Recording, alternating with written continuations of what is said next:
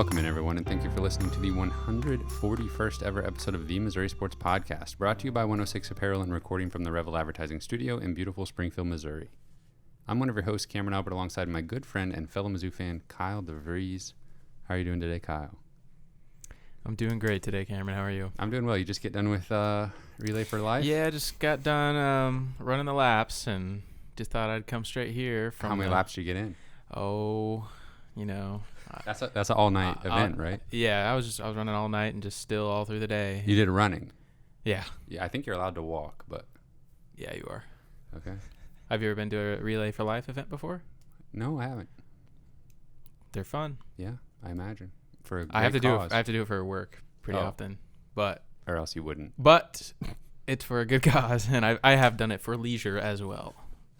Sounds great. Yeah. Speaking of what Kyle does for leisure, how's your MLB The Show? Sounds really weird.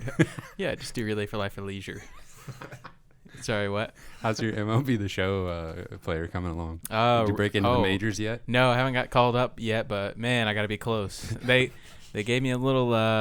They were in my ear about it. They were like, "Hey, Cardinals might want to bring you up for the playoffs." Ooh. And so just keep doing what you're doing. And I'm like, well, I'm batting 500, and I'm starting pitcher, and I'm like 18-2. Like, good Lord. I'll keep doing it though. Yeah, I guess I'll just keep trying my best until they decide to call me up, and I guess I just. Cardinals must be stacked if they can't. I was gonna say, like, who am I worse than? Yeah. So. That's pretty good. Yeah, I've talked to my agent a few times about, express my frustrations about playing in the minors. Oh, really? You can do that? Yes. Oh, okay. Well, I better try that. Every once in a while, the agent will call up and be like, "How's everything going?" And you'd be like, "Well, actually, Oh, I always just say, "Great." Yeah, I just used like to. me on the show. Like, yeah, I used to say that, and then I was like, "Well, kind of getting tired of the minor leagues," and they just say, "Well, just stick it out. We'll get there eventually." Yeah, they really make you earn it on MLB The Show. I know. You know how you gotta play for like 5 years. You know how I'm all about those record books. Oh yeah, you are. Every minute that I spend in the minor leagues is my valuable career where I could be building stats for the MLB record books. It's just going out the window. Yeah. So you would have thought of that. Yeah. Well, I do check the leaderboards pretty often, and I'm up there on pretty much everything. Yeah, but it might as well be imaginary because it's minor leagues. Well, it's also a fictional game, but you have a point. All right. Well, producer Cameron and I have been playing some video games of our own called NASCAR Heat. That's good stuff. Yes. And the online racing on that is incredible. And chaotic. Yes. Frustrating. Yeah. I was in an Xbox party with you guys last night when you were playing that. You weren't saying very nice things to the other racers. Well, they were not doing nice things. But after you guys got off, I did race a few more races. I made friends with one of the guys that I was previously bad-mouthing, and we drafted. I pushed him right to a victory. So sounds like he used you. Yeah. Our headphones are messing up a little bit. Something. All right, producer Cameron will work on that. I'll figure it out. We'll move on with the show. Of course, this is the Missouri Sports Podcast, and don't forget, our dear listeners, that you can check us out on YouTube if you want.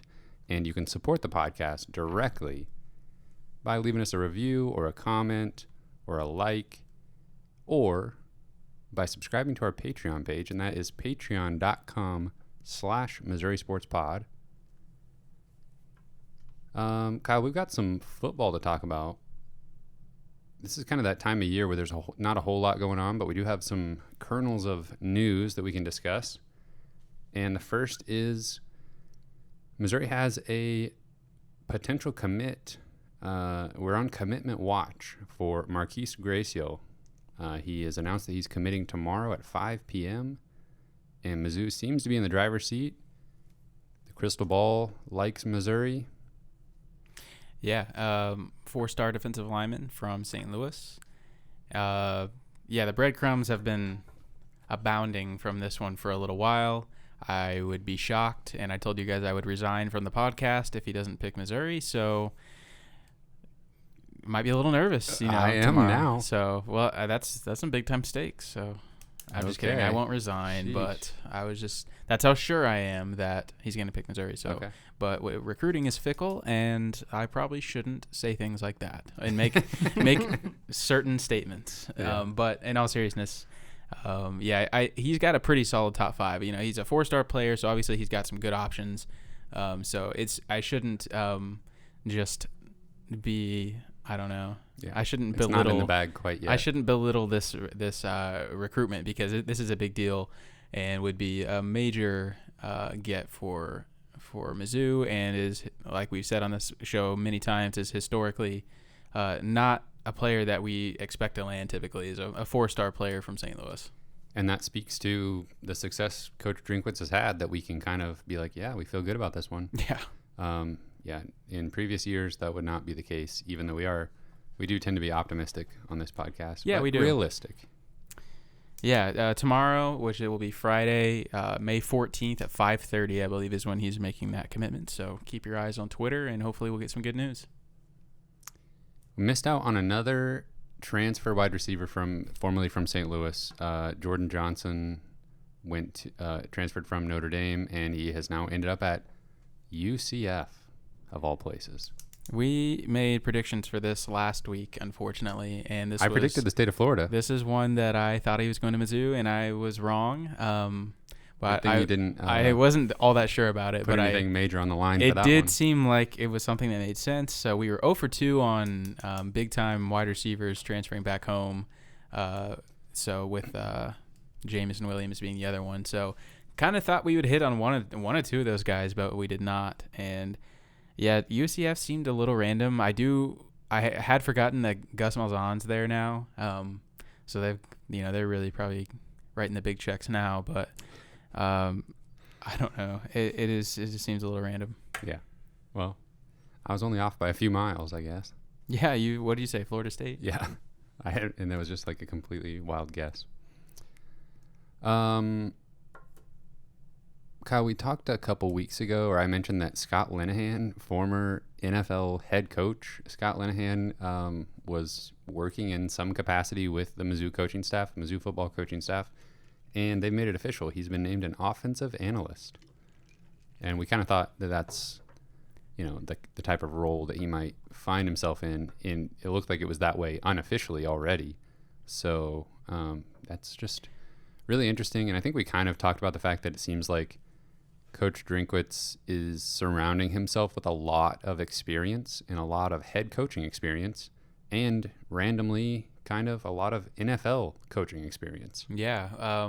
He doesn't seem to be afraid of putting himself around people who have been in powerful positions, and he clearly is looking to learn a thing or two from guys who have been there before. And so you got to respect that as a guy who's clearly confident about his own abilities, but is also willing to want to learn from guys who have been in that position before. So pretty interesting. I wish I would have done a little bit more research into maybe what Scott Linehan has been doing since he was a head coach. I really don't know what he's been up to the last several years, but I wish you would have done that as well. Been some good content. Maybe some other time. But yeah, it's pretty interesting. Can't be a bad thing. One other player that I wanted to get your opinion on is Kevin Coleman. He is the number 1 player in the state of Missouri for the 2022 class, and he's a wide receiver out of St. Louis, and he's really, really good, like top 15 player in the country, 5-star guy. He, a long time ago, released a top 15 schools. Mizzou was not one of the top 15, yet since then he's posted pictures like at a Mizzou visit, or like tweeted out like a promotional recruitment image. Yeah, it was just pictures of him like clearly on a visit, like in a Mizzou uniform. And that was a little random, and it was deleted not much later on. It was I didn't realize within that. an hour or two of him posting it. I don't know if he just blew up more than he thought it was going to. I don't know. But I'm not sure he's as talented as Luther Burden, but still, I mean, a 5-star player. A 5-star player from Missouri. would love to be in on that. I'm not sure Missouri has a realistic shot, especially not making the top 15. I'm sure, and things can change. I mean, there's been a couple of different guys who have released top 15s recently that I think Missouri is still going to have a shot at. Because sometimes guys say, they make a top 15 of a bunch of schools that they couldn't necessarily commit to. And I'm not saying that happened with Kevin Coleman. I mean, he's a 5-star player. He could probably go anywhere he wants. But I don't think he's going to end up at Mizzou. I think it's nice that, he posted those pictures, and it's always fun to get excited about a 5-star player posting those pictures and just the idea of him staying home. But I would be pretty surprised to see that happen. Yeah, me too. I just wanted to make sure I wasn't missing anything there. Kyle, I wanted to jump into our YouTube comments real quick and read one from the Magic Man. This was from last week when we talked about the addition of Ronnie DeGray to the basketball team.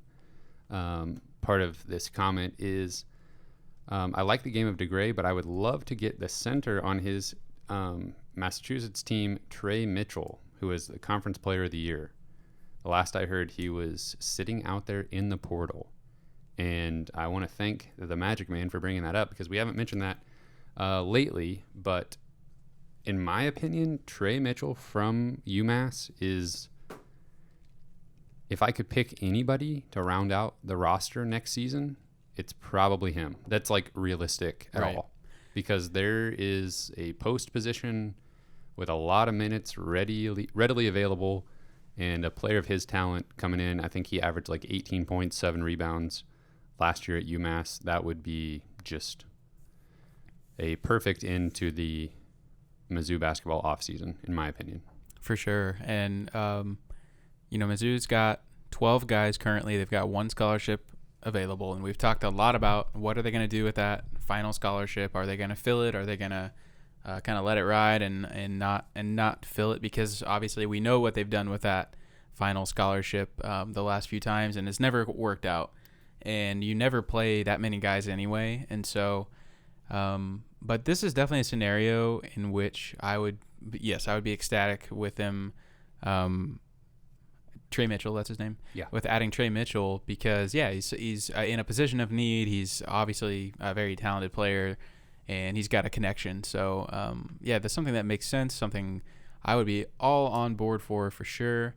There's very few players out there at this point, though, I think that I would want to use that 13th scholarship on, because I don't know, unless it truly is a fit and it's going to be somebody who's going to make an impact. Otherwise, I would like to see, some of those younger guys have an opportunity, and maybe they're getting thrown into the fire a little bit this year, but I think that we're all expecting, some growing pains. So if we can get some of those younger guys playing time, I'm all for that, instead of, just getting an upperclassman just to get one. Sure. He would potentially have 3 years of eligibility, but when I searched, did a Google News search for Trey Mitchell transfer, the first thing that comes up is from an Illinois basketball blog, and they say what a Trey Mitchell commitment would mean for the Illini. And so that's the only, his recruitment since announcing his transfer has been super quiet. So yeah, like the commenter mentioned, he's just kind of sitting out there in the transfer portal. Seems to be taking his time when a lot of other guys have snatched up top tier landing spots. But I don't know, if Illinois is after him, then being in pursuit just to maybe keep him away from Illinois would be worth it. Yeah, I wouldn't want to have to play against him, and they just lost Kofi Coburn, so that's a pretty big hole for them to fill. But it's also a pretty nice recruiting piece to say that we just had this guy on our team, and he was a beast. So, but yeah, if Mizzou could land him, that would be fantastic. But just don't know much about his recruitment, like you said. It's just been so quiet. So, would be interesting to know what Conto Martin is thinking, though, for that final scholarship, if they're kind of still looking around, or if they just think they're done, or what. Who knows? We will never know. We probably will know at some point. If they don't get anyone, then we'll know. Yeah, but If they add someone, is that we'll know. because they? I mean, I don't know. I feel like sometimes the way they do things with those like last minute additions. Yeah. Was that just something that just came up one day? They're like, oh, we're gonna. Were they planning this for a long time? Yeah, for so much of the time it seems like they don't have a plan for that like last spot. Yeah. Until they just make a decision. Yeah, until like June they just randomly add someone. Yeah, I don't know. Kyle, this is maybe might seem like a weird topic, but I wanted to bring up the fact that the NBA playoffs are starting here in like a week and a half, and there's two pretty big Mizzou connections that are having excellent seasons in the NBA in completely different ways. The one that people are probably thinking of off the top of their head is, of course, Michael Porter Jr. and the Denver Nuggets. They are fourth in the West, and MPJ is averaging 19.7 rebounds, shooting 55% from the floor and 45% from three. Yeah, and he's attempting like over 6 threes per game. Yeah, this isn't like surprising really to probably anyone, but I mean, of course, there's a stretch of time where people were doubting Michael Porter Jr. Is he hurt? How badly is this gonna influence him? But to anyone, get his athleticism back, right? Yeah. And I still, honestly, what's crazy is I still don't think that he's is as explosive as it used to be. And like it doesn't, I feel like it doesn't help him. And it's kind of like a similar thing. All right, get ready for this comparison to like Kevin Durant, where they're just like so tall, right, that they almost don't look as athletic as they are. Yeah, because there's just those proportions are so not. It's kind of like when a shorter guy is in a dunk contest, and it looks cooler because their vertical leap is just insane. I've kind of always thought that about MPJ, that there's just something about how tall he is that kind of hides his athleticism a little bit. Yeah. I mean, he's clearly not struggling very much, if at all. I mean, I still don't know if he has it back 100% as far as explosiveness goes, but you've got a point. His fluidity, though, to his game. Yes. That's his fluidity. That's back. His movement and his ability to get open, and just his shot is unreal, and how well he can shoot contested shots is just unbelievable. 45% from three. Yeah. In like basically his second full season in the NBA. It's unreal, and I mean that's why you take a chance on a guy like this. You've seen him play in high school. You know what he's capable of. You know the pedigree. It's and when you're the Nuggets picking whatever it was, 12th or 14th or something like that, like who else are you gonna pick? Yeah, like to land a guy with that much upside at that spot, right? Most of the time in that position, you're like, oh, well, I guess we'll pick this guy. I don't know. He may never do anything. Like literally, once you get out of the top 10 of the NBA draft, it's like totally a coin flip. Yeah. And you're just like picking for fit or upside. Yes. They hit the jackpot on upside. Oh, they did for sure. I mean, he got to come into a team that's already pretty good too. So, and to have a significant role, I mean, he's on a trajectory to be a superstar, in the next few years. And, I still think that he has areas of his game that he can certainly improve, and he definitely needs to improve on his ball handling and stuff like that. And probably his defense a little bit, but he's come so far in just such a short amount of time, and just wouldn't be surprised to see him accomplish really anything. Yeah. I mean, he looks like he's going to, be an all-star as soon as next season. With the way he's playing now. They did have some injuries, like Jamal Murray was out for a while, so he kind of some of his scoring had to be redistributed.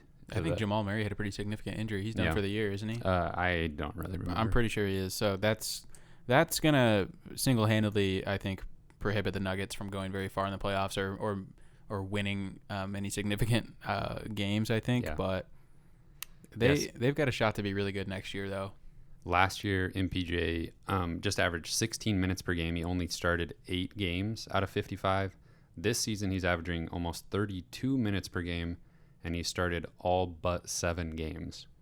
Yeah, last year he was purely a spark off the bench, just kind of see what he can do, and they're really relying on him now. He is the centerpiece of the team. Yeah, obviously, Jokic is a superstar as well. Right. Yeah, that's just, but they're really leaning on Michael for scoring, and Yeah, it's so hard to look at his success in the NBA this season and just like every Mizzou fan is just, it's always tinged with this thought of like, man, you know, like It is. the usage that he would have had, the way they were just like, I mean, we talked about it, I don't know, maybe a month ago, how, you know, we kind of realized that, and maybe this was just more common knowledge and we just kind of like stumbling into it after the fact, but, you know, Cornell Mann with his experience with the power forward position at Iowa State and how you just kind of run the offense through it and how they did that at Missouri even when their top guys got injured and still had some success. It was a great scenario for Jonte to walk into. Right. But there's always going to be it's unfortunate it has to be this way too, especially for Mizzou fans. It really is bittersweet. Like I want MPJ to obviously have the best career he can possibly have. I want him to go win everything, but there's always going to be just that little bit of me that's just like, man, what could have been? And I'm just a little bit sad every time I see him going crazy, but obviously happy for him at the same time. So it's just a weird feeling. Right. Yeah. And if you could have, I mean, obviously I wouldn't have expected him to shoot like 45% from three, his one season at Mizzou, but if he shot like, I don't know, 35% and you added him to Robertson and Jordan Barnett and Jonte, who all shot like lights out like that, as far as a 3-man, you know, shooting trio, that's, I know. Think about how good that team was without Michael. Yeah. But you could argue that they figured out a really good way to win without him that is very different than what they would have been doing with him. Mm-hmm. I mean, Robertson doesn't see the usage that he had. Jonte doesn't see the minutes or the usage that he had. Mm-hmm. But I would take Cash, Barnett, and Jonte as just like spot up shooters, not needing to. Cash was initiating the offense sometimes and trying to create his own shot and all this stuff. And I don't know, he did it remarkably well, better than I think anybody anticipated. But if he were able to work off the ball more with the defense paying attention to Michael, I mean, those are the kind of rabbit holes you go down as a Mizzou fan. Right.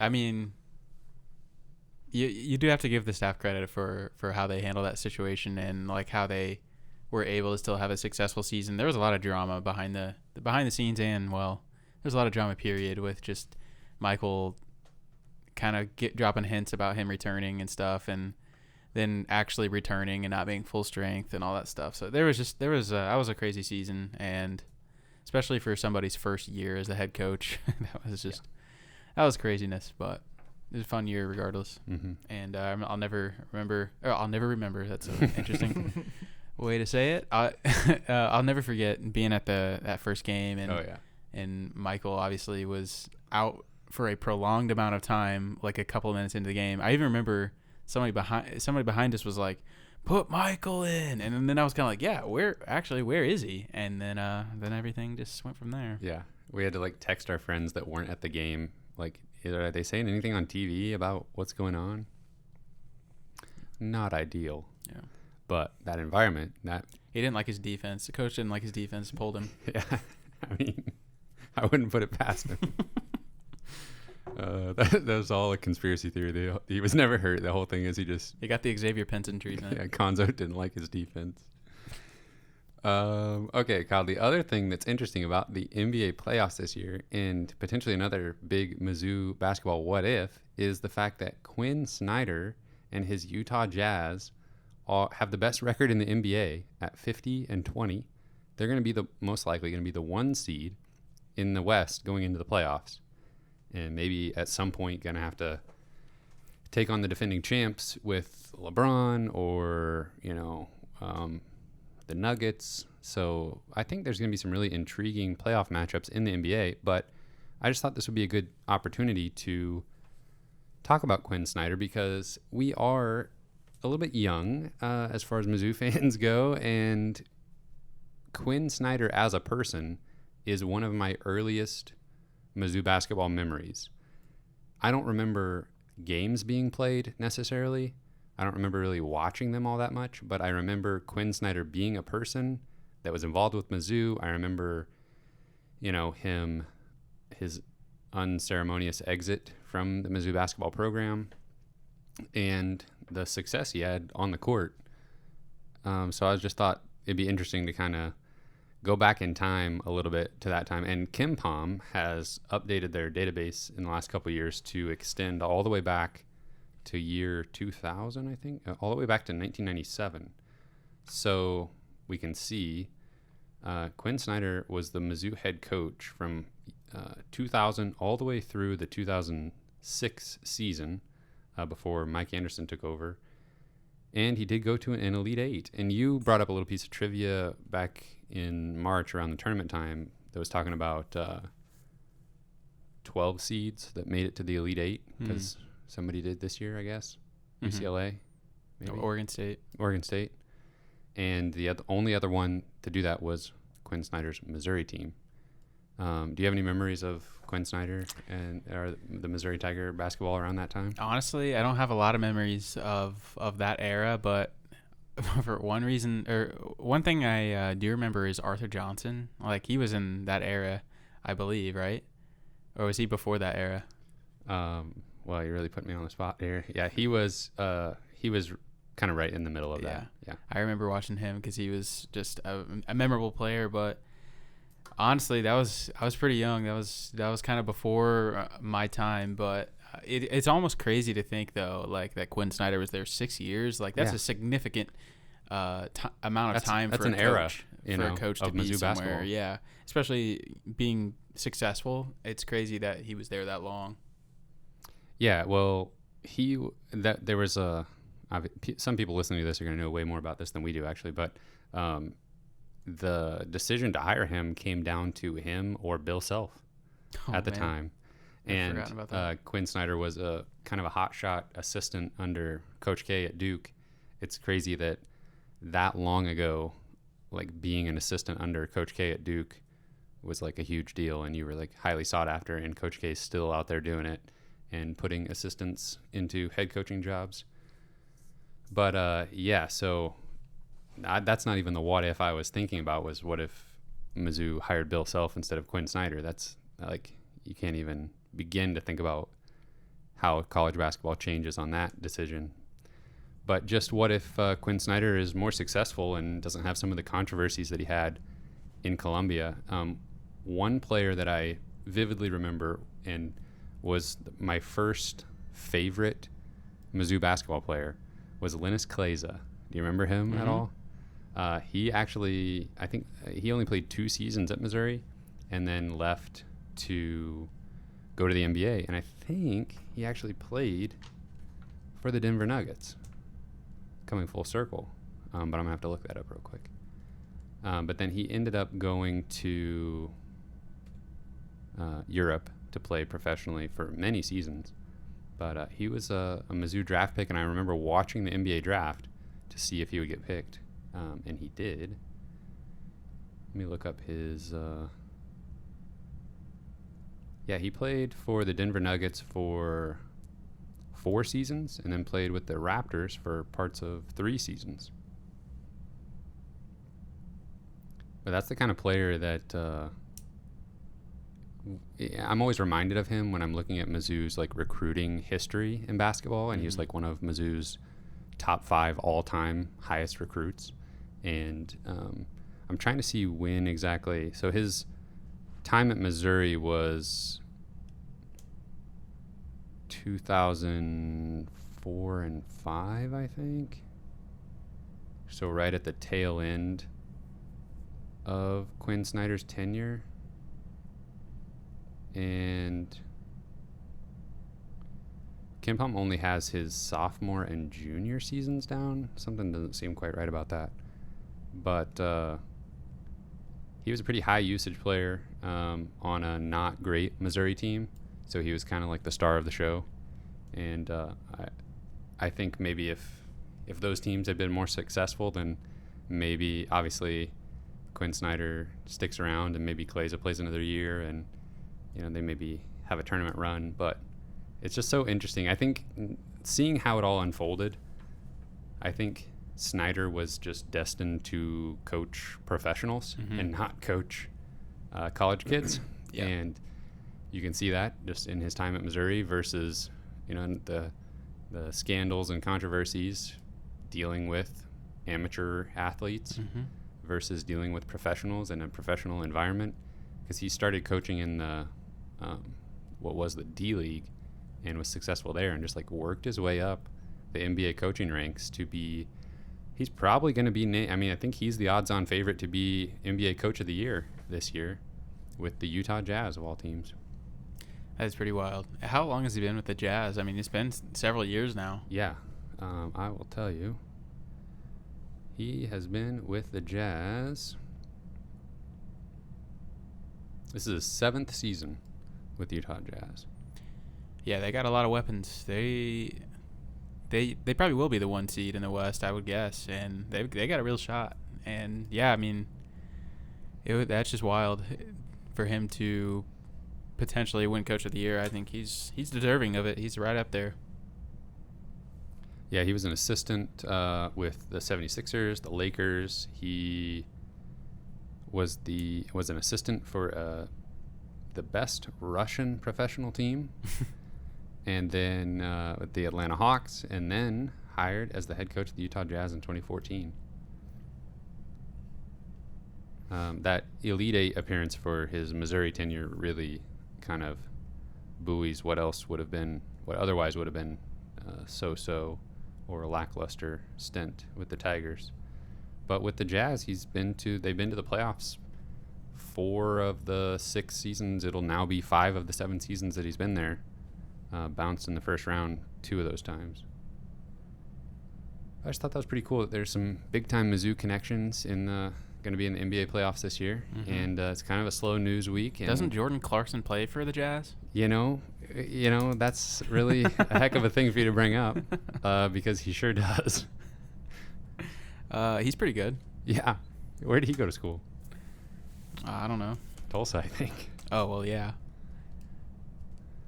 Yeah, he went to Tulsa first, yeah. Yeah, he did. I know. Yeah, I saw him play here in Springfield at JQH against Missouri State when really? he still played for Tulsa, and he was good. Did you watch him play at Mizzou? Was he on the team when you watched him play? I don't think I ever saw that team play in person. Yeah, no, I don't think I did either. No, I definitely did. That's actually a funny story. My grandma won tickets for a Tuesday night game against Vanderbilt on the radio and called me Tuesday afternoon and said, I got 2 tickets and parking passes for the game tonight. And Emily and I, my now wife, we drove up there and watched them play on a Tuesday night and drove back. Did they win? They did win, yeah. They always won at home. Oh, yeah. And they never won outside of Mizzou Arena. That's correct. But yeah, Jordan Clarkson, he is playing for the Jazz and averaging 18 points per game. Yeah, he's having probably his best season in the NBA right now. Well, that's just even another connection that it was not even on my radar. Mizzou's just infiltrating the NBA. Wow. I watched. I did keep tabs on DeMarre Carroll when he was in the league. He had a pretty long NBA career. Yeah. I think maybe he was just like a surprisingly good 3-point shooter too. Yeah. Well, that's the way you got to do it basically in the NBA. Like, if you're this is a little bit off topic, but Anthony Tolliver, he is from Springfield, obviously, so he made a living for like 12 years just like being a stretch 4 who could hit threes at a high clip. Yeah, Jordan Clarkson was drafted by the Lakers. I'm putting it all together now. Yeah, it looks like he's their 6th man. I wonder if he's in the running for 6th man of the year.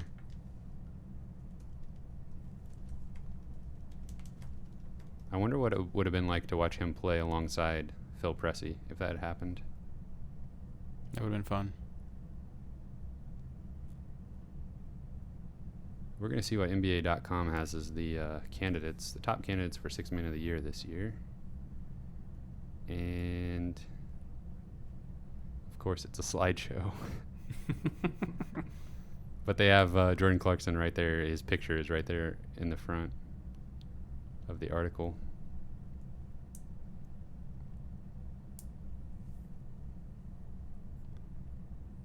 Kyle, do we have anything else to tell anybody this week? It's going to be one of our shorter episodes. Pretty quiet week. That's what happens this time of year when there's not a whole lot to talk about. Should have, hopefully, a commitment to talk about next week. But I think that's all I got for him this week. Well, I'm one click away from seeing Jordan Clarkson's name here. Jordan Clarkson is the #1 candidate for NBA Sixth Man of the Year. That's crazy. And I almost left him off this whole topic. Almost left him.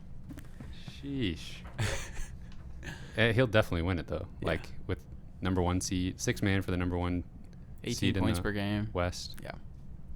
He will win it. Lock it in. Place your bets now. Blame Kyle if you don't win. I'll resign if he doesn't. All right, everybody. You can find this podcast on Spotify, Google Podcast, Apple Podcast. We're on Twitter at Mizzou Sports Pod, and you can email us at MissouriSportsPod@gmail.com. You can find our t-shirts and stickers on our online shop, MissouriSportsPod.BigCartel.com, or you can head over to Patreon and subscribe for the level that gets you the t-shirt. Thank you, everyone, for listening. We will see you next week.